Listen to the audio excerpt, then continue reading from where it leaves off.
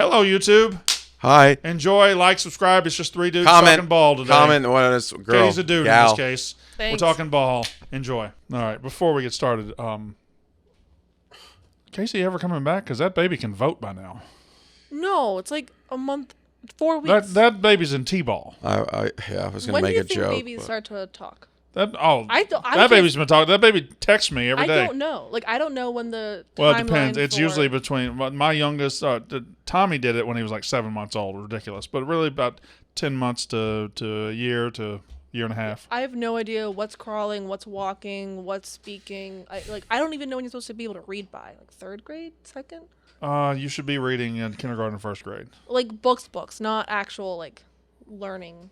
Sometimes I feel like Katie just spawned at 18 years old. I agree too. Katie has no experiences to draw from. It's like what? We were in kindergarten. I don't remember though. Like, do you actually? I remember. Remember kindergarten? Yeah, and I remember having books when I was really young. I remember being in a reading group in first grade. There were the Turtles and the Roadrunners.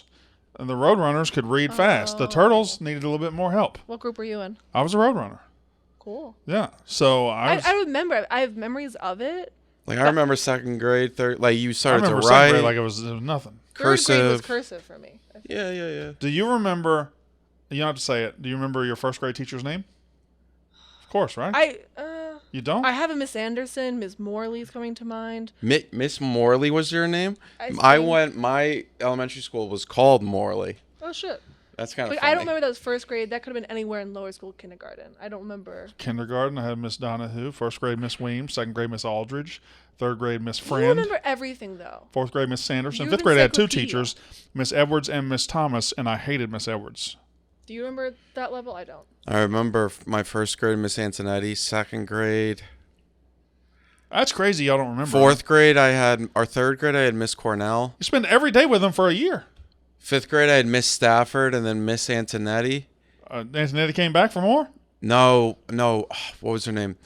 There was a woman. Miss Stafford got pregnant in the middle of the year. That happened. Miss Christian got pregnant for our gifted class in third grade. Oh, Miss Rubel was my second grade teacher, and she actually had to leave in the middle of the year because she had this it's really sad, this awful autoimmune disease where she was legitimately It does sound bad. legitimately allergic to paint. When'd you have your first mister?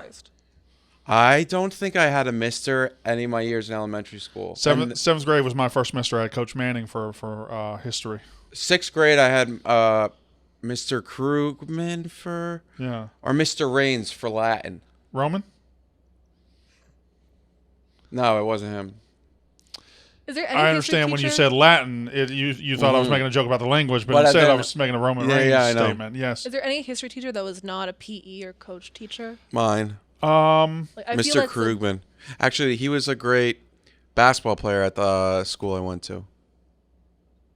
Well, I had for civics, I had a teacher who was not a coach. She was a woman, and she hated white kids. Hated us. It was hilarious. She told Tion Poole to slap the shit out of me one time. Sounds like the entire Democratic Party. So anyway, speaking of voting, Casey's son should be voting very, very soon. Yep. He's been on this earth for a very long time now. I don't know if she plans to come They're back. going to have 13-year-olds voting before you know it. Yeah, it's... You all right? No, I've been fired. I've been gaslit all day today. So. All right.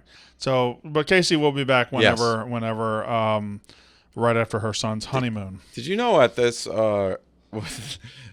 at the place we work at, which is great, I guess, the paternity leave is like crazy.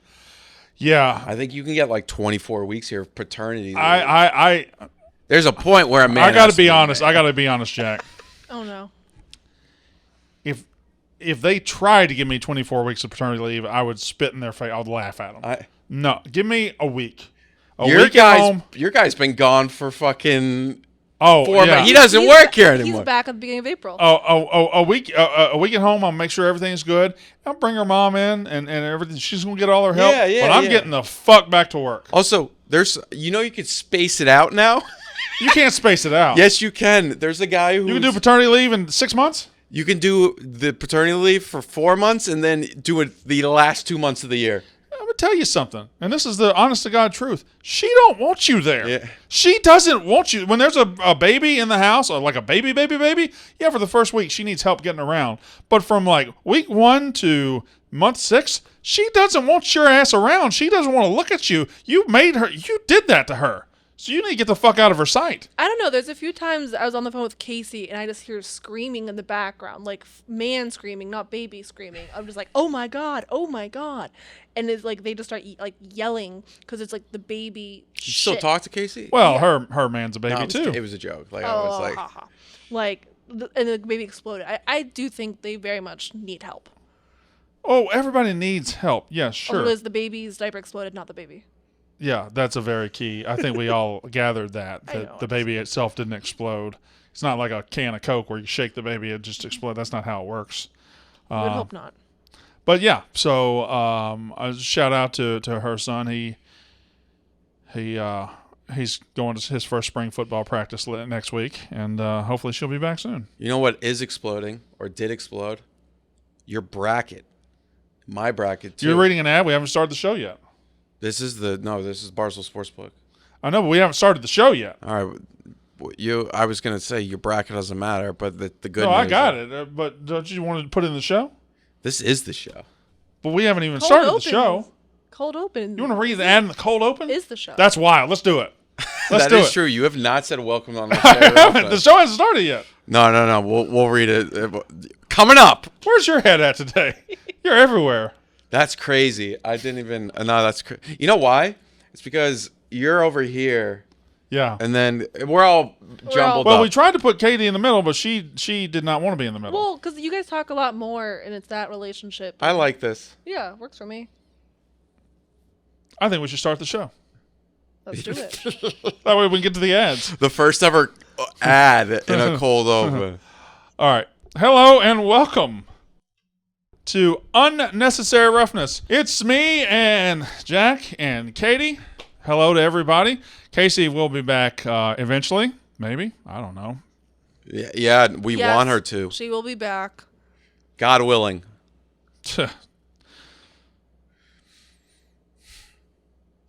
That was right. the longest silence in Unnecessary Roughness history. I didn't know what to say to that. Okay, so Unnecessary Roughness, college football. We're going to talk college football today. It's spring football season. We are here's what happened, folks. We had a guest lined up, a good guest, a great guest, and he unfortunately couldn't make it today, so we had to throw things together last minute. But we got some fun things for you, some fun discussions and stuff like that. And the reason I can't wait till tomorrow is because I have to fly to Chicago and buy a house. And then are you still going to that other thing? I'm not going to Houston? No. I know about Oh, the Masters? Yeah. Oh, I'm going to the Masters next week. Yeah. Oh, that's next week. Yeah, it's next I week. thought it was this week. No, it's next week. It better not be this week because I ain't going. It's not this week. That was Yeah. an idiotic thing for me to say. Because WrestleMania is this week. WrestleMania is this week. I'm going to watch it at home, and then I'm going to the Masters next some week, and then I'm content spending on the week after that in Mississippi. My kids' spring break. I'm going to go to Mississippi for a week. I'm I going to go feel- bass fishing. Speaking of Katie, like just popping up out of nowhere at 18, do you remember spring break would be like in April? Yeah, Okay. a bit. It was weird. And then all the college kids had it, and you were jealous. Down at spring break, Panama City right now. I believe that's where Casey's kid is. I never had a spring break, so it's one thing I missed out on. Oh, she Good was a Lord, rower. woman. This what did No, but she was a rower. No, that makes Yeah. sense. did they row in the spring? I yeah. had spring training. I was rowing through a snowstorm, Where, and everyone Tampa? else was Or getting no? drunk. How many snowstorms Carolina. were there in Chapel Hill, North Carolina? It wasn't Chapel Hill. It was another place in North Carolina, but Where it Gross. snows all the time. Right. It was about 5 miles north. I get blizzards. no, it The wasn't. known part of North Carolina. where It wasn't snows. like what we consider a snowstorm, or like Jack and me, not what you're used to. But The North Carolina UConn that you went to. yes, All cold right. enough to suck. Sorry? Yeah, I What'd know. you say? It was cold enough to. Oh, I see. Here we go. So Pause, as the we kids got a lot. say. We got a lot to talk about. We're going to talk spring football. 24/7 came out with a ranking that I haven't seen yet, but I want to look at it. We did an Ask Me Anything on our Twitter that we will discover in just a minute, and we're going to play with something today. Okay, we're going to play with an idea because we get to experiment today. We're going to do a tier maker live on the show. We've never done this. We do rankings all the time. We're going to do an official unnecessary roughness tier of college football helmets. Now, often we say bring your top 5 helmets, bring your top 10 helmets. Sure, we do that every offseason. That's an easy show to do. But we never say what's the number 57 helmet in the country, do we? We never say what's the worst. So we're going to tier the helmets, and if it works, we'll begin tiering things on the show, and we'll get into funnier topics. But we just want to see if it works for the YouTube audience, if it's good, and that's an experiment we're going to do today. But before we get to that, nobody cares about your bracket, okay? Nobody cares about your bracket. You know what's better than brackets? Action. You want action on every game. You don't have to limit yourself to your bracket. That's busted. That's gone. We're in the tournament right now, and the Barstool Sportsbook is the best place for action in this world, and we're giving you $100 in bonus cash when you sign up this March. What you want to do right now is go to the Barstool Sportsbook, create an account, log in with the code TOURNEY, TOURNEY. If you do that and you place a $10 cash wager on any bet in the Final Four in March Madness, you're going to get $100 in bonus cash. That is a great deal and great weekend coming up. Can we just slow down real quick and say that I did that entire ad without right off the dome? And you know how much respect I have for you? Yeah. I just didn't even pull it up. I just was like, no, let him cook. Hold up. Let him cook. B90X. Yeah, let me cook. And there's so much coming up in the sports world right now. We have, as you said, Final Four, which is going to be great. UConn's in it. And we're not talking about the women's, which also you can bet on. Iowa, Caitlin Clark, South Carolina. Hopefully they don't win again because I'm getting real sick of them. And then baseball's here. NBA playoffs. Yep. NBA playoffs, Masters. Oh, my March gosh. to June might be the best sports time of the year. Taking away college football season and football season, that's its own thing. But starting with March Madness, and then you go through the Masters, and you got opening day, and then you have all the golf majors kind of loaded up in the front, and you have everything that happens, big NASCAR races, big car races. March to June is just absolutely an incredible, incredible time of year. To be a gambler, to be a sports fan, Barstool Sportsbook is the place you need to go. Again, sign up with the code TOURNEY, TOURNEY. Place a $10 cash wager on anything in the Final Four this weekend. You're going to get $100 bonus cash. You must be 21 or over. Gambling problem? Call 1-800-GAMBLER. But I swear to God, I should do this for a living. I am good at this. All right. Oh, speaking of, UConn's in the Final Four. I mean, what a run. I didn't realize, and I think this is not a college basketball podcast, but allow me 2 minutes to have this discussion with you, okay? I love it. Connecticut in no way, shape, or form could be argued as a blue blood in basketball, in college basketball. They are not old money in college basketball. However, have they now played their way into blue blood status if you consider their first Final Four was in 1999. They've been to 5 Final – this will be their 6th. They've been to 5 Final Fours. You know how many times they've won the championship? 4. More than anybody. 5? Over the 5 past. Final Fours since 99. 4 times they've won the championship. And they're the favorite – now in their 6th Final Four to win it this time. If they go 5 championships in 24 years, that's blue blood status. Yeah, I mean, it's the discussion of historic versus not. I mean, It's over past 25 years. If they win on Saturday and then Monday, which would be amazing, not saying it's going to happen, but they do look like they have a decent chance. The cards have fallen in a great direction for them. They are without a doubt a blue blood over the past 25 years because people were debating Villanova.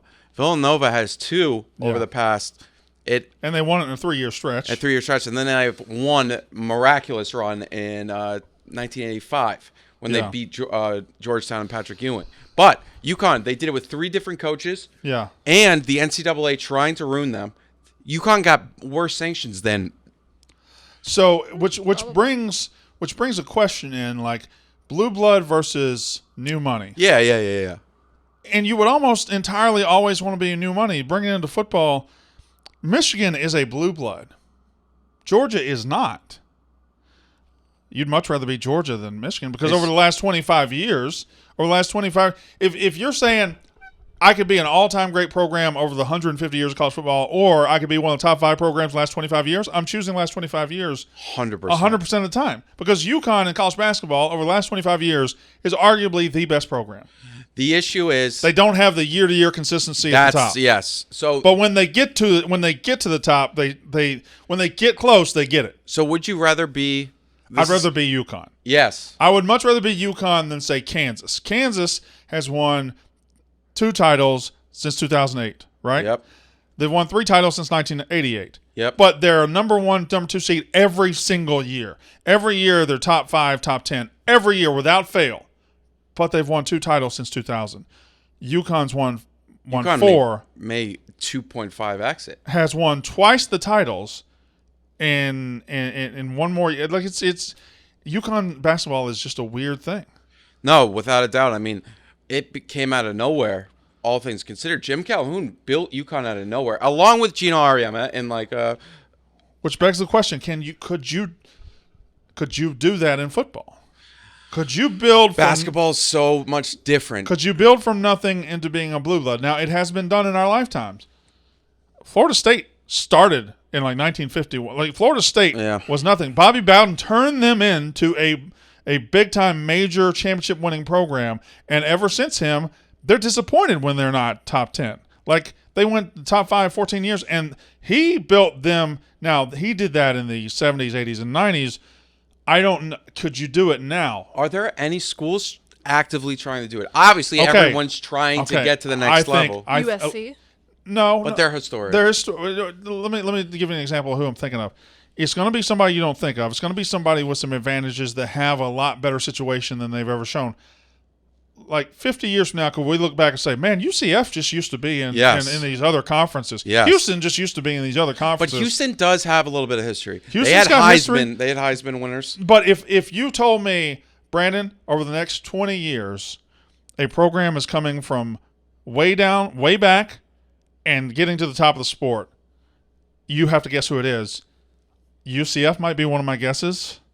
Houston. Could you scroll down, Noah, just so I could see all the helmets? UCF would be one of my guesses because it would be hard for a team that's like an Iowa State who's embedded in the Big 12 for so long. Like they would be like. How could Iowa State have sustaining power for? Right.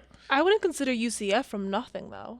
They were. Where's your start of the nothing? They were nothing. 25 years ago, so they were in the process already, not. But they were like not even the AAC 25 years. They were in what? They're like one of the newest schools out there. Yeah, I mean the UCF what was the conference they UCF were? Has exploded. I don't remember. UCF has exploded in recent years. I don't know. South Florida, like Florida is such a talent producing state that even though it supports 3 major colleges now, it could probably handle 1 or 2 more, which it's going to have 4 major conference teams once UCF gets to the Big 12. You just look at a lot of these programs right now and you just think, how could you even fix this? Well, every program can have a run. Do you have a major metro? I just saw a helmet that, like, let's say Maryland. So that was the school I was going to bring up. What if Maryland gets the right coach? They got DC right there. They got Baltimore. They have 2 major metros. And they have the Under Armour deal with they have money. The alum. They have money. They got SVP as a famous alum. There are elements of Maryland that are in place to pop. So when I said, but you're Maryland and you're playing from behind in a division where 3 teams are already there. This is kind of ironic to ask because it is the quote unquote birthplace of college football. But could Rutgers make a run? Okay. That's where it gets difficult because, like UCF that I use for an example, is going to a conference where there are no established top dogs. If you're telling me Maryland or Rutgers is going to become a top dog, they have to unseat Michigan, Ohio State, and Penn State from in front of them. And that's not even discussing Michigan State, who's fighting the same battle. That's not even discussing Maryland, the other team. Whoever is at the bottom of that division is facing such an uphill climb because of the resources they would have to overcome. Now, do you think the key, let's say you came up with the next brilliant idea, the next Uber, the next whatever. Right. You have $5 billion. Obviously, you're going to contribute to all the Mississippi State. But let's just say you just were a regular guy. Maybe you came from another country, but you just became obsessed with college football. Yeah. Who would you pick, and then how would you do it? Can you do it? Is money literally everything here? Obviously, you build a nice facility. Okay, think about this. You donate a college that the kids can go do fake classes at. Well, I Yeah, think you need to find the academic part. I think one of the great programs for what you just said, for people that want to be in the mix and want to support and want to do that, want to be seen. That you're describing Miami football. Yeah. People want to live in Miami. People want to be seen as a swinging dick in Miami. Yeah. They want to be seen. They want the players to say, "Oh, I got this money from him." They want that. So Miami is like an example of that that's already been done. TCU could be it. You're in a decent area. It's a small enough school where you can have enough influence. It's not like if you go into Georgia Tech, it's going to be really tough because, man, you have so many people donating to the school, and they're okay with what they are as. Well, athletics. you've got a red and black shadow all around you at Georgia Tech of Georgia. Their academics are going to screw Could you do it in Indiana? Yeah, you can't. Listen, again, it is very, very, very, very, very hard. That's why it doesn't happen very often. But Bobby Bowden did it at Florida State. That happened. I think Oklahoma State's also a good candidate, even though they've already had the money It's guy. tough because there's not that many. The talent But is somebody's- close, but it's not. Somebody's going to dominate that conference. I think you can't do Indiana or Oklahoma State. It has to be the Florida schools, because if you're trying to build from the ground up, you need to entice the players year round. If you're like Indiana, it was a lot of places was once you leave campus, there's not much else around it. That's why I think the Florida State Miamis are more susceptible, because there's Okay. year-round entertainment, year-round So- stuff. It's not just football. So tell me a reason I couldn't go and make a dynasty at Arizona State. Well, that'd be a great one. Warm weather. You got But to counter your point, Nick Saban's built a dynasty in Alabama. Like, if we said Alabama now has this association with greatness, but before it, But here's the thing: they had ruled the sport before. All right. What he did was he inherited a 1968 Rolls Royce yeah, all he did was tweak the engine, change the oil. I mean, it had been wrecked. Yeah. He put the fender back on, and they got behind, and that engine just started. it took him humming. a little bit, but once it took him a little started bit. going, The key was like, once he got it going, he's back on the road and he's rolling pretty good. But that was a car that had been built by other people before. yeah, It's very interesting. And there are other schools. There are other schools that we view as the top of the sport that really don't deserve to be viewed at the top of the sport. Like Texas, we look at this massive program, this huge thing. They've never really won a goddamn thing. They've won 2 national titles. They haven't won much. Michigan hasn't won a national title since 1948, a full national title. and then Nebraska probably has more of a say in it than Texas does. Or am I crazy to say that? I don't know. I'm just looking They at had such a run. Yeah. Texas never had that run. Andy Staples on the last show we did brought up a great point. You know, It's I was like, here for that. Yeah, no, I know. I was, but Talking to the people. Yeah, I'm talking to the people. Oklahoma and Texas. Who's going to do better in the SEC? Your first gut is Texas, but Oklahoma, outside of like one decade, they just win. Yeah. And obviously they had to step back last year, and we're kind of, are they going to figure it out? And it's important for them to figure it out. But Well, I think basketball is just easier. 5 guys, 7 to 8. there's less variability. Yeah, It is a weird thing that we do in college football where we look at going to the SEC, Oklahoma and Texas, right? And a lot of people do naturally say, "Oh, Texas, they got more potential." Okay, well, in the last 30 years in the Big 12, Oklahoma's accomplishments are this, and Texas's accomplishments are this. So you're going to tell me the two programs that had that big of a disparity when they go to a harder conference, now the one that had this is going to be better than this? Not really. And Oklahoma, I think, over almost every decade has averaged 10 wins. Yeah. Or close to 10, which is, thinking about that is crazy. Even like we were just talking about Alabama, they had some bad down patches. But All right. could you build BYU into a power? It's just the religious Mormon it's aspect. so hard year to year. Plus Provo, Utah, like, are you getting guys there every The year? one you pick is Miami. Or USC, I think. I think, But they're historic. For your scenario, yes. For the scenario I said of somebody who came from nothing and built everything, I think UCF's a great answer. Or they're in the middle of Florida. They're in a transportation hub. They're like everything Not about the hardest school ever to no, get into. no. Like, you want to can go there? We can get you in. Yeah, we can get you in. We Yeah. can get you in. All right. A lot of alumni. Really? Yeah. It's a huge school. It's a huge school, yeah. 50,000 people go there. All right, here we go. So spring football.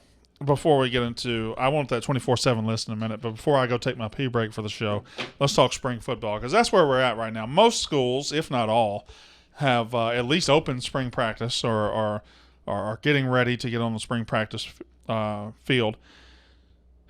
I feel like spring football isn't as big as it was like 15 years ago when ESPN really first started airing all the spring games. They're And only airing one now. it was new, and now who is it? Guess. Georgia? No. USC? Colorado. I wanted him to guess. Oh, Colorado? Yeah. I was guessing too. Nah, she. Oh, Katie has I a was, t- I was educated guess. Katie has a tendency then to give me I answers. thought- No, I I you don't knew. know. No. Yes, you're right. Colorado is the only one that broadcasts. It's the same thing we said the other week. Obviously, like Deion- everything's on ESPN Plus, but So spring football, though. Do y'all care? you know what I care about? Spring football getting over and seeing who's in the transfer portal. Okay. It's So the same thing also as fall camp or like preseason. Everyone's like, "Oh, this is great. At least That's it's so great." close. I came up with three Yeah. reasons to care about spring football. Three Okay. tiers. And if your school hits one of these tiers, you're excited about it. If it's two, you're. Can I guess one? There are three reasons to get excited about spring football, or reasons it matters. What are the three reasons? New coach.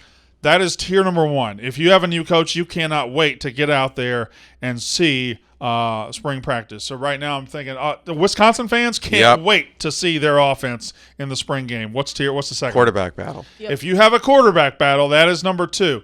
If you have an undetermined quarterback situation, or if you have a hot shot new quarterback that you Yep. want to see, Texas is a great example. Quinn Ewers is the incumbent starter, but Arch Manning is there. I'm sure Jackson Arnold at Oklahoma is getting a lot of love. Yep. Like if you have a quarterback battle, that's tier two. Now the reason three to get excited about spring football or why it matters, because as soon as spring football ends, we're getting a wave into the transfer portal. We're getting a huge wave of people entering, people saying, well, I ain't fighting. I'm not winning that battle. Like, I'm not using Quinn Ewers. I'm not saying this is going to happen to Quinn Ewers because I don't believe it will. But a Quinn Ewers type guy. Oh, no, I'll use the right example. So, at Ole Miss, we've praised Lane Kiffin for his aggression in the transfer portal. But what he's really done is he's created an interesting situation as very soon Lane Kiffin has. He went out and he had Jackson Dart, who played last year, and he was okay. But he went out and got Walker Howard, a former five-star from LSU. In addition to that, he also got Spencer Sanders from Oklahoma State. Well, guess what? They can't all three start. Only one can. And not all three of them are going to even be on the team. And let's say that he's told Walker Howard, hey, you're going to be our starter next year after you learn my system. Let's say Walker Howard, put him to the side. So you have an incumbent starter and a guy who's got 1 year. You've got Jackson Dart or Spencer Sanders. I assume Spencer Sanders didn't come there because he was told Ajax had good fried chicken. Mm-hmm. I assume he came there because he was told, you can come be the starting quarterback. Mm-hmm. Which means, on this hypothetical, if Jackson Dart loses that job, Jackson Dart's entering the transfer portal as soon as spring practice ends. Now, that's a quarterback example, but that's going to happen at a lot of positions, at a lot of places. And this spring transfer portal window is going to be wild. And we have a lot of quarterback battles Yeah. Yeah, there's at massive schools. Alabama, Ohio State, Georgia. At schools, a team that wins the national championship this year is probably a team that had a quarterback battle in the spring. So it is very likely that here on March 27th, Yep, 8th. March 28th, is very likely that the national champion for the 2023 season, as of right now, does not know who their starting quarterback is going to be. Because Correct. Georgia doesn't know. Nope. Ohio State doesn't know. Nope. Alabama doesn't know. Nope. USC knows, but I don't think they're going to win. Like that's three major programs that just don't know right now. And if you add up their chances of winning the national championship, it's probably more than 50. Probably significant. Now, Michigan, who I believe has a chance to win a national title, they know who their quarterback's going to be. Clemson knows. Clemson knows who their quarterback's going to be. USC, I think you kind of got to put in that mix. UCLA doesn't know. No, they don't know. So, I feel like we're missing somebody, obviously. Oh, LSU, if they make a run. Utah knows. They know. Oregon knows. Yeah. LSU knows. Big time. Penn State knows. Penn State knows. Yeah, that's absolutely right. It should be. I really think I'm bullish. I think I'm settling. You know how I have a team every year? You think it's going to be Penn State? I think it's going to be Penn State. It was Notre Dame 1 year, and that I rode that one pretty good. Then it was Oklahoma a year when they kind of fell apart. That's a team we forgot. Notre Dame, we know. They know it's gonna be their quarterback. I think the first year Georgia won the national title, I said in March Georgia's going to win the national title. But I think Penn State might be my team this year to make the playoff. To say they're going to make the playoff and ride with them. What do you think? I'm all in on Penn State. I'm a big fan of, I think, James Franklin. He needs to have a breakthrough soon, but I think he's right there. Getting rid of him would make no sense. But the thing about coaching breakthroughs is we act like it's if a coach hasn't done it yet, we act like it can't be done. It's impossible. I know. I mean, we said With it Harbaugh, about Kirby. We said about Harbaugh. But yeah, Kirby's a great example. Kirby lost a national title in the SEC championship, and people like me, I said it on this show. Oh, he'll never win anything. Exactly. Until he did. Golf cart. Until he did, yeah. That was a big thing. Harbaugh was the same way. Oh, he's never going to beat Ohio State. Then, bam, beats them twice in a row. And it felt like it always happens right after you think that's it. That's just who he is. It's like we thought Harbaugh, after he lost again to Ohio State, or I guess that was the COVID season when they didn't play, but he was just like, when is he ever going to beat them? They have Stroud. They have this. They have that. When's he ever going to win? And then, boom. Yeah. This means that Saban's going to go in the Natty because everyone's starting to talk like, oh, he's washed up. This is a moment for not. Saban. He looked like he had a team built to peak last year. They lost 2 games. He's now on a shocking 2-year run of not winning a national title. If they lose again this year, then the discussions really start. This is the most interesting year for Alabama in a long time because, again, they were built to peak last year. They had a Heisman quarterback. They had Will Anderson. They said the year before it was the rebuilding year. But now this year, you assume they're going to be great again because Nick Saban's never not great. He's never not great 2 years in a row. So you assume they're going to be great. But if you look at it on paper, where's it going to come from? The receivers are still just okay. The running backs are okay. The quarterback, we don't know. The defense just wasn't that good last year. He's got 2 new coordinators. Milroe was and then Ty Simpson, you heard the entire year about he's just not ready. He's just not ready. Is he magically going to be ready now? Yeah. I mean, he can be. Don't get me wrong. He's a 5-star. But if he's not, and it's Jalen Milroe, that's not a national championship team. Milroe is nice. I actually no. I think he's. Again, we had a small sample size. That's a fair point. I was very Bama has a high level. You talking about Jalen Milroe? Yeah. So for I was astounded with what I saw from him. Against throwing. So he had the one game where you weren't expecting him to play, or against Arkansas, he was unbelievable. But us 3 would have been pretty good against that Arkansas defense last year. And he was running. I think it was some part in the Tennessee when he had to start, too. though, when you knew he was going to start, he wasn't. Bryce played the Tennessee game. There's another one that was like a big moment. No, A&M. It was an A&M game. They won, but he was. Maybe that's something of. Yeah, I think you're thinking. I've also A&M realized game. like if I'm not actively talking college football, it all falls apart. It's packed way back in the back of my brain, and I have to sit here looking stuff up. It's so bad. All right, I'm taking my pee break now. Okay. You know what I needed to take a break from? Yes, I sure do. Cooking. All right. That's not what I was going to say at all. Oh no, I was just saying. Also, I needed to take a break from spending way too much money on delivery. Yes, every night, it gets rough, and then you look at not even delivery, going out and spending money on food anywhere is crazy. But you know who's here to help us? Yes, Factor. Power up for springtime with Factor, American's #1 ready-to-eat meal kit. Comes right in a box. Yep. You open it up, boom. It's nutritious, chef-prepared meals delivered straight to your door. Straight to your door. And I think Katie, they're not going to curve. Is loving them. Oh, I am obsessed. Like, I'll get home in the night. I'm too tired to cook. It's the best. Yeah. They're delicious. It's delicious. They're fresh as hell. Flavor-packed. It's so good. I cannot speak highly. I remember a few months ago, one of the guys in production had it. Casey and I went to the kitchen. What is that smell? He had Factor. Ever since then, I have some in my fridge. That's what I'm having for dinner tonight. It's so good, and it's also so low maintenance. It's fantastic. I have a fridge downstairs at my house. I have the kitchen fridge, and then downstairs I have a fridge in our apartment. That's when you know you're living. And it is filled with Factor meals. That is what we like to hear because you got Factor, and you've been enjoying clean eating without the mess, the hassle, the whatnot. It's very easy to clean up. Oh, the whatnot sucks. Oh, we hate the whatnot. But guess what? Factor is here to make their deal and their incredible, delicious meals that more enticing. And all you have to do is head to factormeals.com/ Walker50. Walker50. And use code Walker50. Walker50. 50. Get 50% off your first box.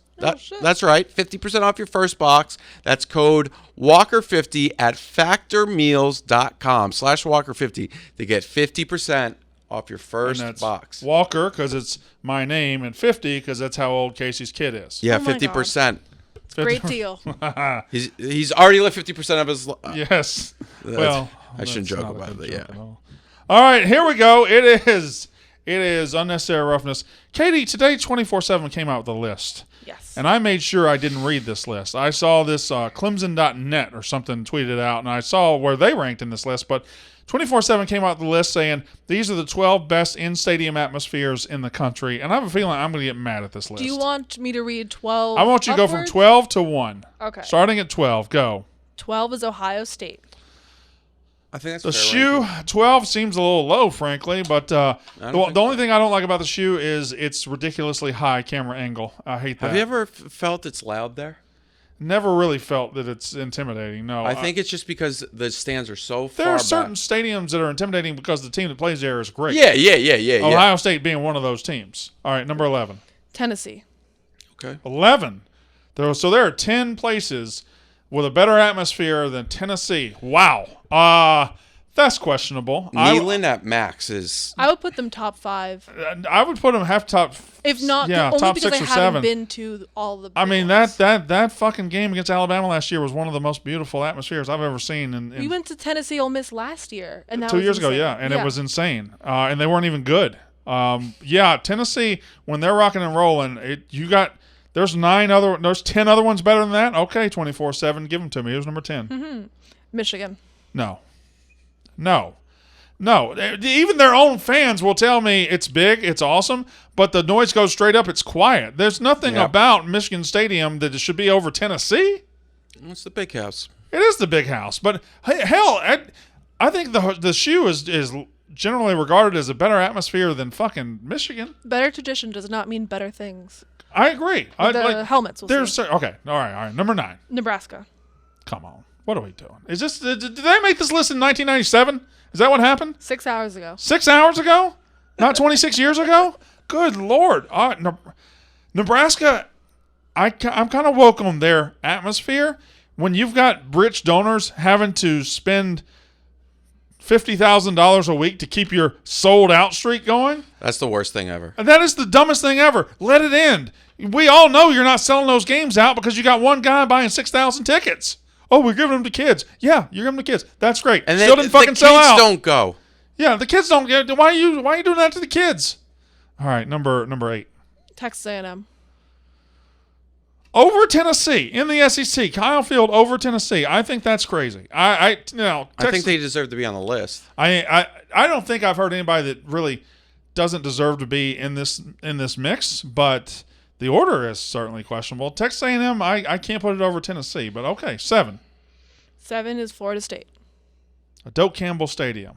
When Doak gets going, it just looks great. Again, they kind of ruined this list by putting Tennessee at 11. But Florida State, like when they score a touchdown and they zoom out, yeah, it seems like they're just maybe it's Florida, maybe Yeah. it's the colors. Well, maybe it just seems like something crazy. we also get the annual insanely hot girls on the front row at Florida State games. That's Stickers. And every. the two But that's glitter guys. every. Yeah, but I think Florida State kind of owns that a little bit, don't they? I feel like Florida Well, State. yeah, Jen Sturger. I think Florida State kind of owns the hot fan market a little bit.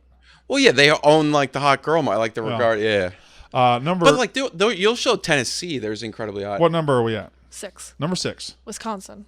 Come on. What are we doing? What Cam Randall Stadium? This is solely. Who wrote this? This is only because of that fucking jump around, huh? Sam Marsdale. Now jump I'm around. gonna look up this guy's a lot. It is impressive when they do jump around. That's fun, but that's 1 minute Mars? of the going to the fourth quarter.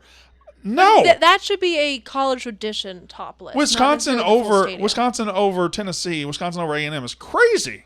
Wisconsin over Ohio State's crazy. That's crazy. You know what that is? Crazy? Yes. Thank you. Who's number 5? This guy went to Rutgers and he's from Fort Lauderdale, so he. Who's number 5? Florida. The Swamp. Yes. All right. I'm not. I don't really have a problem with that. I think the Swamp is a great stadium. It's in my top 3 SEC stadiums list.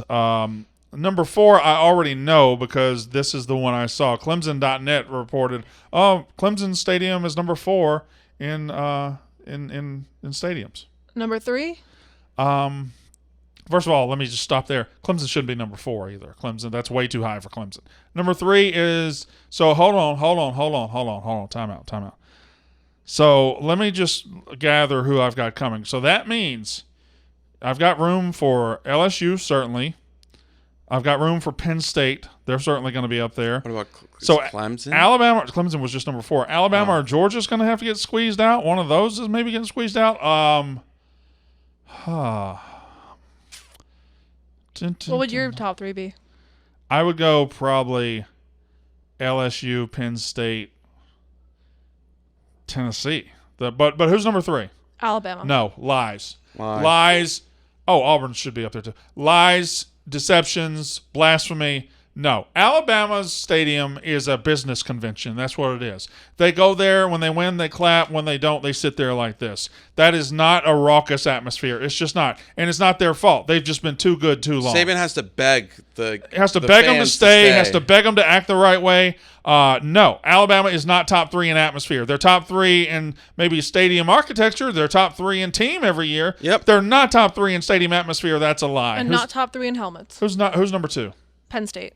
I'm fine with that. Beaver Stadium is crazy. It's wild. They got the whiteout. Fine with that. So I assume they did get number 1 right, which should be Tiger Stadium, LSU. Yes. That's the one thing I've said from the start of Barstool. I've been consistent. The best stadium atmosphere, the best football atmosphere in America is Baton Rouge, Tiger Stadium by far. Not even close. So the top, they ended up getting. I think 1 and 2 they got right. Alabama at 3 is crazy.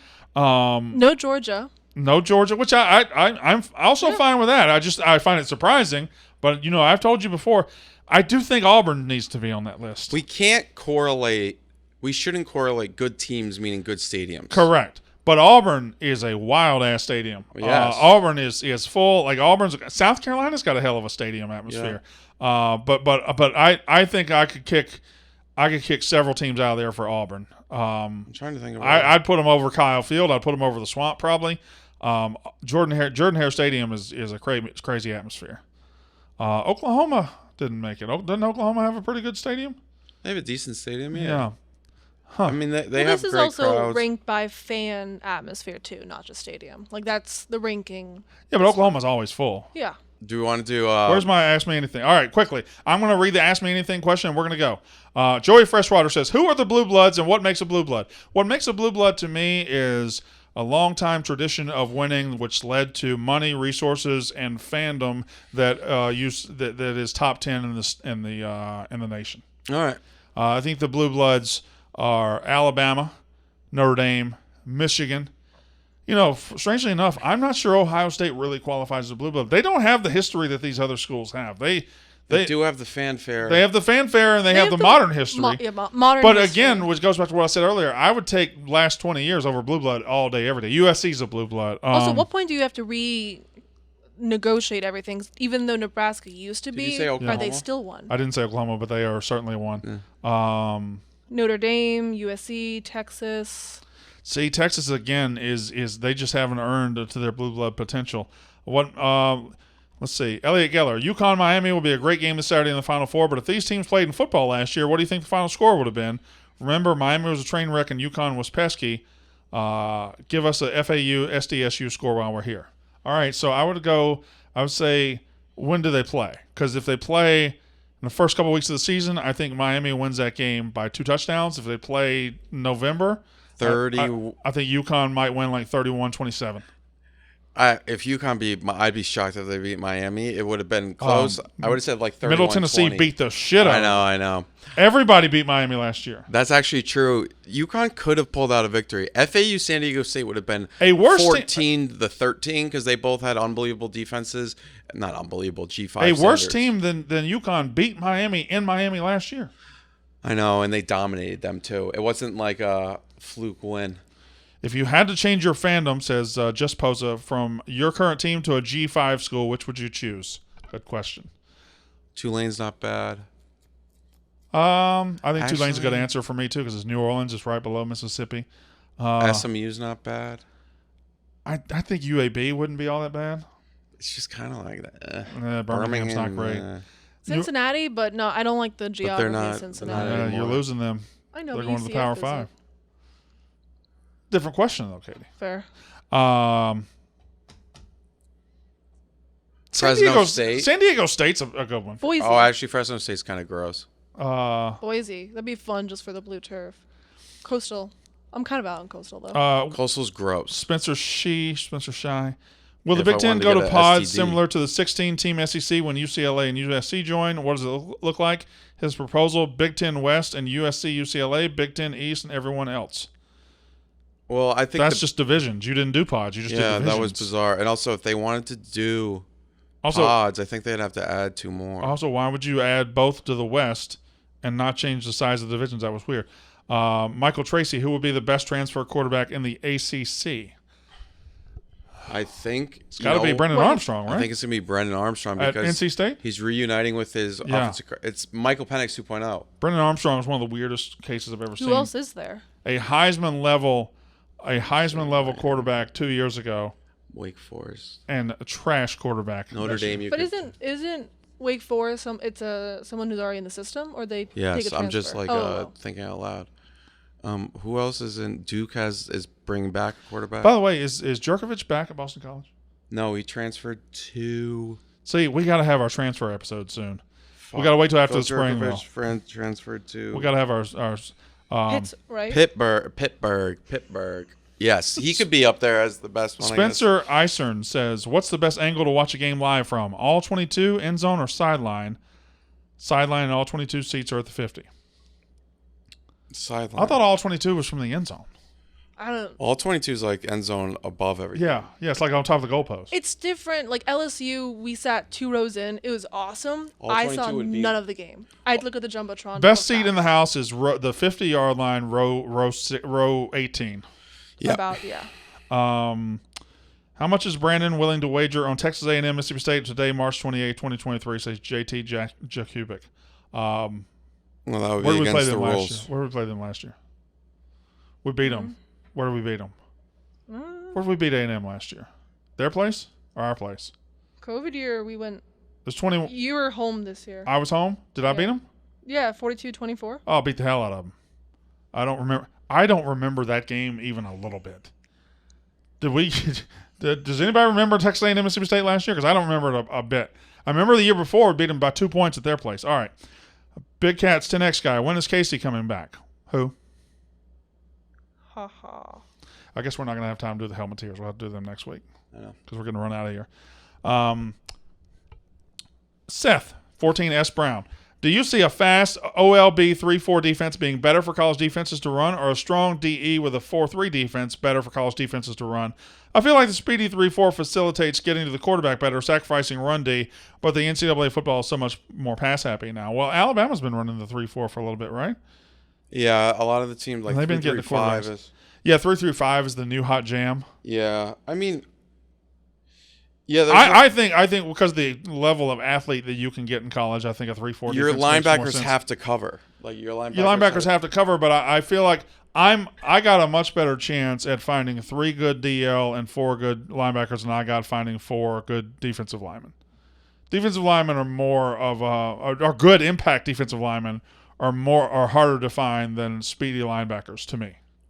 Yeah, it will be interesting. Of course, if you do the 3-4, your nose tackle has to be a fucking man. If you got a bad nose tackle, you're like fucked. 305 pounds straight out of Samoa.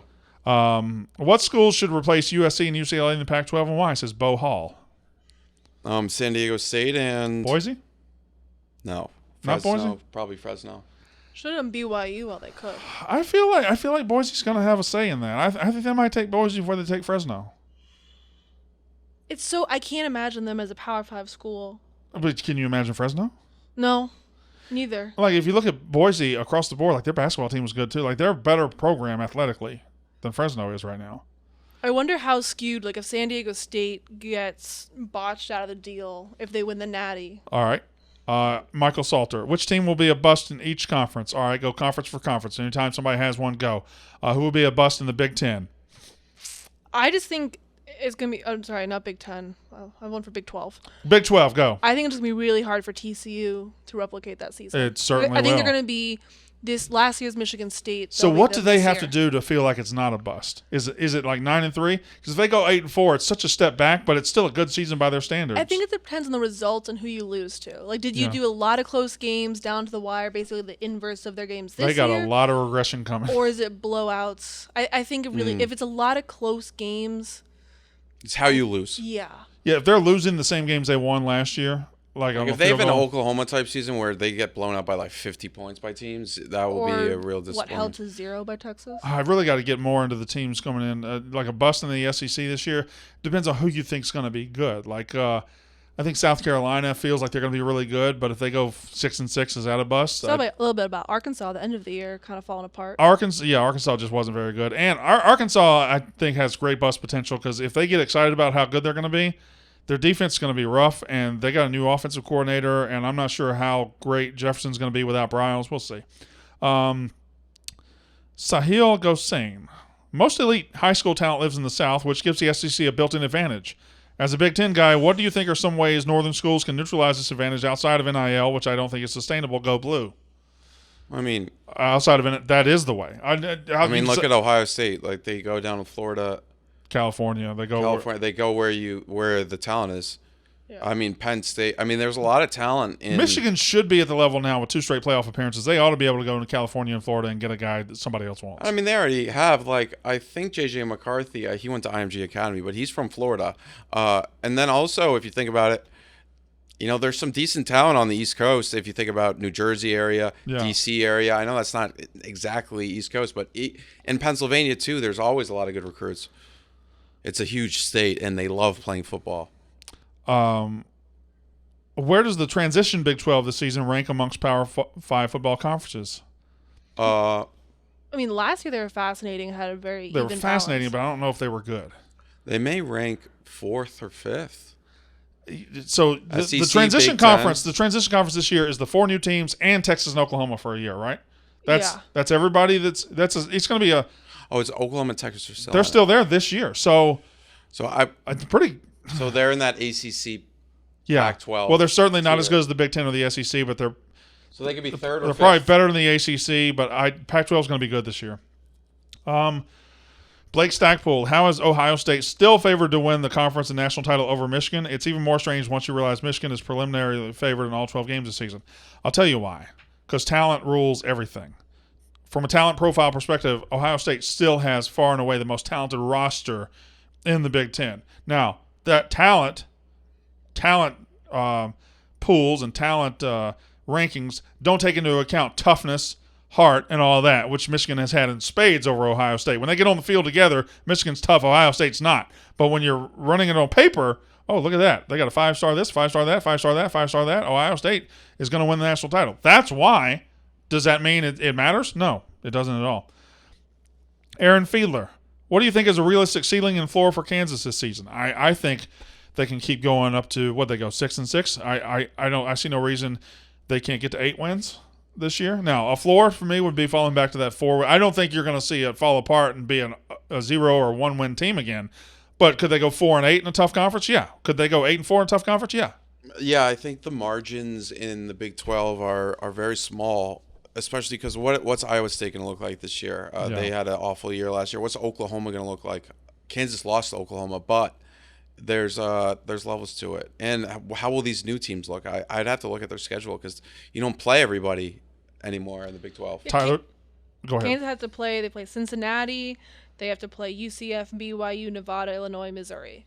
We should probably just study the new Big 12 for an episode because this is going to be a fascinating year. Yeah.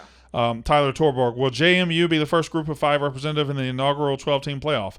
I mean, that's in what, 2 years? That's Zebo's burner. Yeah, I'm also going to go no. But who do you think it would be? Okay, but if you're giving me JMU or the field, I'm just going to go with the field. The field, Too 100%. late. I mean, Boise State still exists. Yeah, but they're in the best conference now. Outside, I guess AAC is, but Sun Belt may be better. All right. Who will be the best and worst quarterback in the Big 12 this year? Hugh McPherson. I'll refrain from saying the worst. But best, you've got Gabriel back. I think it's Quinn Ewers. Me too. I think it's Quinn Ewers, and Quinn. The results, the reports of Quinn Ewers' demise are greatly exaggerated. He's going to start one more year. He's going to be very good, and then Arch will take over next year. That is what I think is going to happen. Worst. What? What's Oklahoma State's quarterback situation? I think it's Gundy's son, or did Gundy's son transfer? That'd be. Daniel Mathis. Mount Rushmore of sports movie characters, limit one per sport. Okay. Rocky Balboa. Oh, they got Alan Bowman. Oklahoma State. From Texas Tech? Yep. No, he came. Alan Bowman came from He bounced Michigan. around. He's bounced. Yeah, but he went from Texas Tech to Michigan, right? He was like the backup in Michigan for like 3 years. Alan Bowman definitely started at Texas Tech. Yes. I'm not He making that did, up. And then When I Googled it, his roster photo is still Texas Tech colors. All right. Mount Rushmore of sports movie characters, limit one per sport. Rocky Balboa for sure. Who's my baseball guy? Is it Ray Kinsella? Or is it Dottie. Wild Thing Ricky Vaughn, maybe? Who's football? Rudy's so lame. Rudy's lame. Sunshine Ronnie Bass, maybe. Sunshine. I'll have to work on that one. I'll have to marinate on that Who's the quarterback for Friday Night Lights? one. John Moxon? Johnny Yeah, Moxon? he's not bad. But you're picking a high schooler. I don't want your life. Let's see. Barstool Cougs. Cougs is not Washington State. That's Houston. Houston. Yeah, They call themselves the Cougs? Yeah, they're Yep. different. COO, right? Yeah. Yeah. And then COU for Washington State. Yep. What will the Cougs record be in our first year in the Big 12? First of all, stop calling yourself Cougs. No. No, when they say Cougs, I think they ain't Washington gonna State. be happy about this. I don't They ain't gonna be care. happy about this. Washington State's the Cougs. No, they ain't gonna be happy about this. I got some. bad news. I've done nothing but suck Houston's dick on this show. I know. I've done nothing but say Houston's got the best chance to dominate the Big 12. I know, but they're not. I'm gonna not calling be them happy about Cougs. this. No, they're the Cougs. They got They're- UTSA, Rice, TCU. They're the Houston Sam Cougars. The Cougs are Washington State. I think Sorry. Houston can go. I think the Cougs can go 8-4. I think 8-4, 9-3 is a realistic goal Remember for when them. they were supposed to be like the Cincinnati of last year? Yeah, they were supposed to be really, and they were They're not bad. always that because They- they have this talent, and then Dana Holgerson just Well, Clayton Tune played Their there for team- 90 years. their team just like gives up halfway through the season. Clayton Tune and Nathan Dell were two of the best quarterback wide receiver combo we've probably seen over the past 10 years in college football in terms of just they played with each other for a while and they probably set a lot of records, but they just Kevin Lynch, will Jack Mack eat the bugs? no. What, didn't Italy just ban it? Yeah. Yeah. Well, in their pizza and pasta. Jeb Stewart, you're Huge. creating a Power 5 school from scratch. Which state are you putting it in? Which mascot are you using? And what are your school colors? Florida. I'm definitely going somewhere sunny. Probably Florida. That's where the talent is. Florida or Southern California. Florida. I'll go Florida. The hippopotamuses.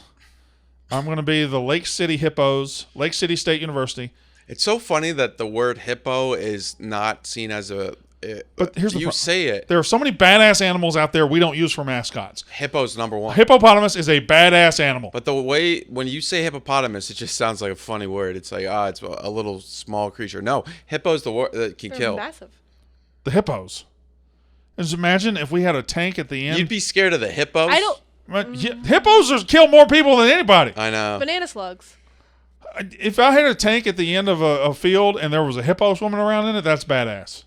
That would be so mean. Peter Peter would be. And we on train your him. ass. We train him to catch extra points. Just open his big ass mouth. I don't think that you could have women's team.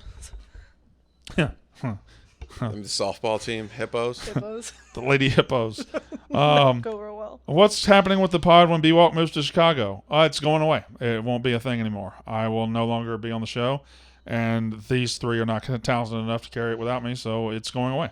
And the smack you're about to hear is me hitting Brandon across the face. Also, unrelated answer, at the new studio in Chicago, I will have my own studio for a new show that I'll be announcing soon. On one wall, and on the other wall will be a backdrop for my Zoom appearances into Unnecessary Roughness. So there. How bad will Paige Browning? How bad will Deion lose to TCU on September 2nd? What an interesting early game for Deion. He gets to try to prove it against a team who has to prove it themselves. It's gonna be tough. It's gonna be tough.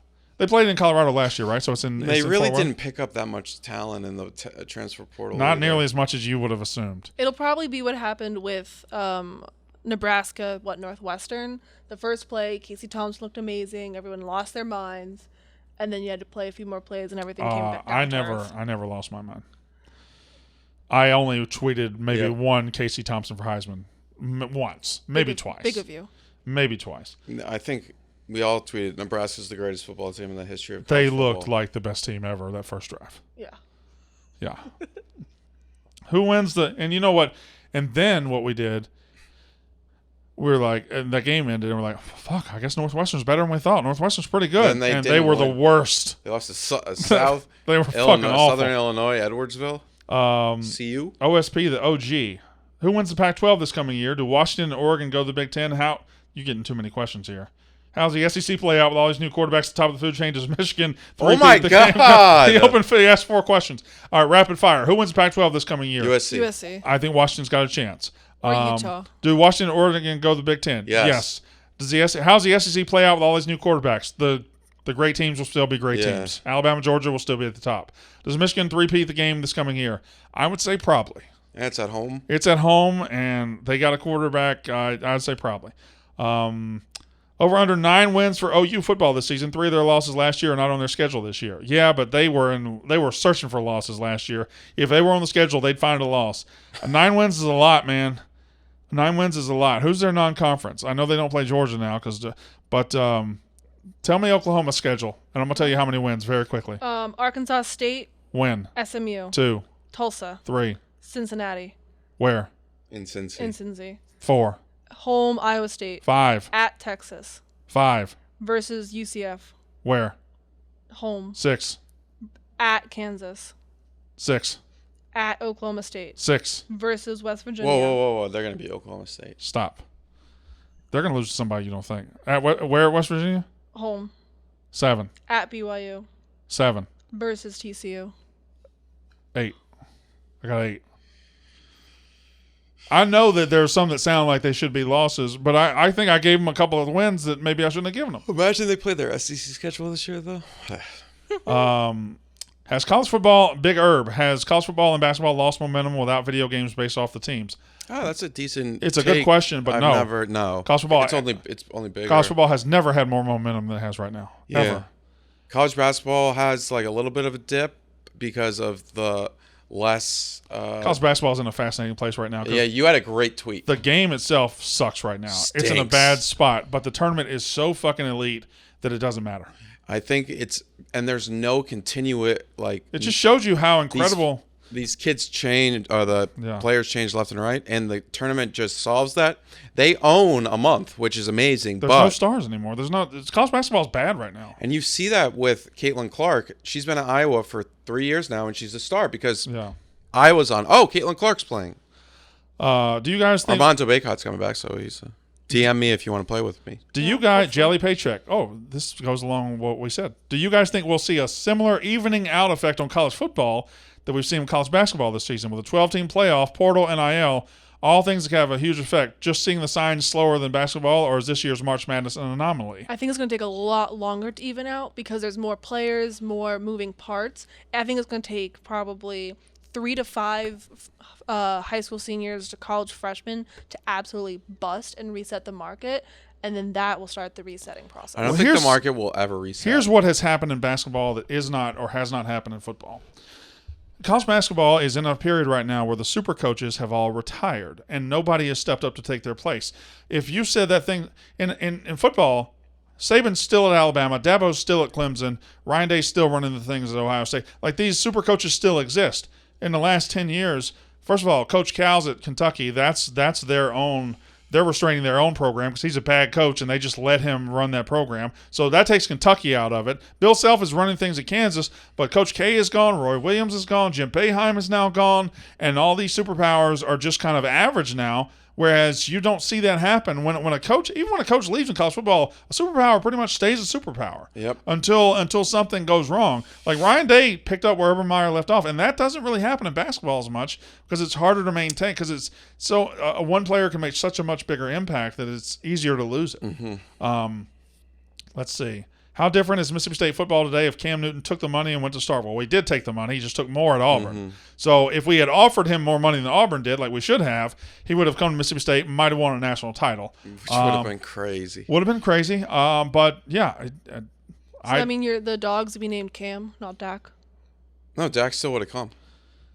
Yeah, but would Dak have felt Dak wouldn't have been a big impact as he would have just been another great quarterback. He would. I almost think that he'd be like, "Oh, Dak's good, but he's not Cam." Yeah. So I'm fine with the way it played out. Dak is my guy. Would you rather make the college football playoffs and get obliterated, or win a championship in college basketball? I'd rather win a championship in college basketball. Yeah. Yeah, that's easy. I don't know how that's hard at all. Obliterated is just like, I mean, think about it. The teams that get obliterated in the college football playoff, they're thought of as just jokes. Like, people think about, you say, oh, Notre Dame, and then people say, oh, what are they going to do, make the playoff and get obliterated again? Well, the weird thing about it is, the people are going to say that from now on about TCU, and they won a playoff game. I know. They won a playoff game. You're right. And they beat Michigan in a playoff and got destroyed. And Michigan's best team since 2006. Let's see. We need to wrap it up, huh? Yeah. All right, let's. A little time. Let's. Would you rather? Okay, Hunter Lucas will finish us off. Okay, two good questions here actually. Would you rather your team 1 make the Final Four, 2 land the #1 quarterback recruit, or 3 make the College World Series? All right, well, I'm throwing College World Series out because that's college baseball and it just doesn't matter as much as basketball and football. Make the Final Four or land the #1 quarterback recruit? I think getting to the Final Four, especially with a team that is not expected to go, is such a ride and a journey because it spans 2 weeks but I guess the regular season's so much different. I was just thinking back to comparing college basketball to college football. College football, every week matters so much. In college basketball, UConn lost some games this year in January, and I was like, I don't really care. But the question is, make the Final Four or land the #1 quarterback Also, recruit? one's a guaranteed result. You don't know how the quarterback recruit's going to... Okay, here's the way I look at it. Mississippi State, in my lifetime in football, has signed some 5-star recruits. Never the #1 quarterback recruit. That's a different level. But they've signed Chris Jones, Jeffrey Simmons, big time 5-star recruits. Chris Jones went off he was the #2 prospect in the country. We signed him, and that was great. That was awesome. Good feeling. By the time he shows up to fall practice, he's a guy, and you hope he lives up to potential.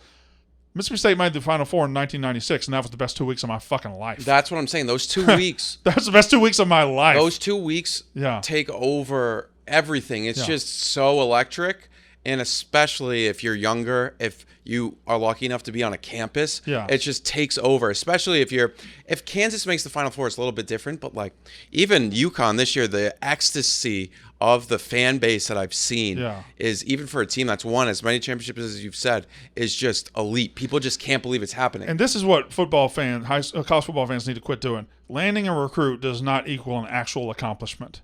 Landing a recruit sets you up for an accomplishment. Landing a recruit is not an accomplishment. Arch Manning signing at Texas is not an accomplishment.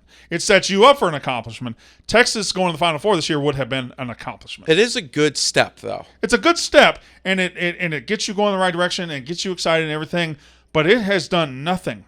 No, yeah. Nothing. It's almost even worse because it hires expectations. So if you just get to average, you still fail. I tweeted out when Texas blew that lead on Sunday night. I said, don't worry, Texas fans. Like, no way your football team will let you down like this. The Texas fans were so mad about it. Texas fans being mad and sensitive? They said they would go, oh, what kind of tweet is this? Ha, ha, ha, so funny. Oh, I see what you did there. Fuck you guys. We used to eat says, are Jack and Katie moving to Chicago with Brandon? We were going to wait to announce this, but yes, Jack and Katie are moving to Chicago. Fuck. Jack to and me. Katie. We'll be here. Jack can't wait to get to Chicago. No, I'm not going to that. He's already contacted Mayor Lightfoot to help in her transition period outside. No. I've just signed my. I can't wait to visit. In my bulletproof vest. No, I'm just kidding. I'm kidding. I want to go see St. Patty's Day with the Green River. No, you are coming That's though, the right? We were joking, most but you're basic thing coming. in the world. I would love to visit for St. Patty's Day. We'll go together, yeah. You know, this is not. I've already had a couple people come up to me and be like, "Hey, so Katie's not going. Can I do things for you in Chicago?" Like, you can't replace Katie. I'll Ebo? help train people. I'm not going to say who it was. Ebo's one of them. Well, Katie's moving up in the world. Like Katie's gonna be running this place soon. she's graduated from you. Yeah. No, You there's still help. I'm not saying you don't 100%. help. The day-to-day pulling you in the right direction. I'm happy to hand off. She's done with that. Yeah. Noah is moving in. Noah's gonna be living in my basement, garage. yeah. In my garage. No, garage, because garages in Chicago are like they're crazy. And he will be. He has the kids Thursday, Friday nights. He does. So he's not going to be able to go anywhere Thursday, Friday nights because he's got the kids. Anyway, all bias aside, where's Notre Dame? South Bend, Indiana. Yep. Anything else? Brandon, when will you become SEC commissioner? Well, that would be great. Yeah. Why does B. Walker get so offended all the time? Oh, I actually have a question for you. Hold on. I'm trying to answer Andy Feltersnatch. My bad. Andy Feltersnatch. Why does Brandon Walker get so offended all the time? I don't get offended, you fucking cunt. Also, guys, stop messaging me. Why did Brandon block me? Probably because you said something mean, or he was just sick of you. And I'm not going to help you get unblocked. Okay? That's whenever somebody sends me it, they're like, "Look at Brandon blocked because of this." Okay? If you nicely DM me with your reasoning, and it was like, if it's Brandon doing Brandon, but if it's legit, you will not. But if you DM me nicely, we can debate it. Dude, I just want to like wring their necks and be like, yeah, he blocked you. Here's the You thing. know this. Most people that get blocked on Twitter absolutely deserve to be blocked. Yes. They have said something. They have done something. Like, first of all, if you have a 0 follower account and you're just being a dick to everybody, you're blocked. I'm not doing that shit. I'm not doing coward shit.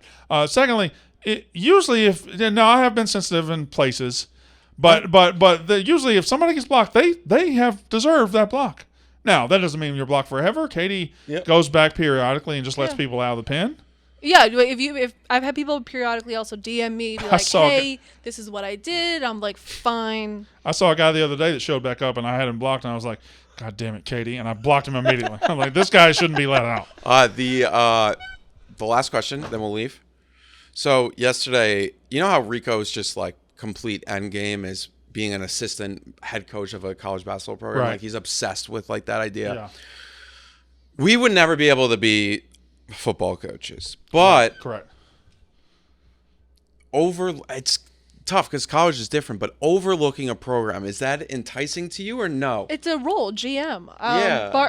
Not Barton Simmons. One of those guys for Vanderbilt was it? I think Barton Simmons. Jack, is I it. just don't have the temperament to deal that. with kids. No, not that. I think it's Barton Simmons.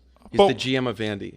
But when Mississippi State loses, I don't want to. I want to. That's better. Yeah. I fired Mike Leach 12 times. That's a really good and point. I liked him. Yeah. I couldn't be in a position of authority because How many times did you fire Joe Moorhead? I wasn't really a thing yet. And you knew he I was also- really nice to you, He right? was really nice, and I knew he might have been getting fired anyway. With Mike Leach, it was funny. Like, nothing's Yeah. happened to Mike Leach, so I could do it. But with Moorhead, I was like, he might be out at the end of the year. Yep, so yep, I yep, couldn't yep. really do it. With Mike Leach, it was a safety net. Now, Zach Arnett, the new guy, I might fire him in the first week. Yeah. Who's your first game? Although I don't, he's a defensive coordinator. He's probably fiery, so I might have to talk to him. But like, Coach, I might fire you.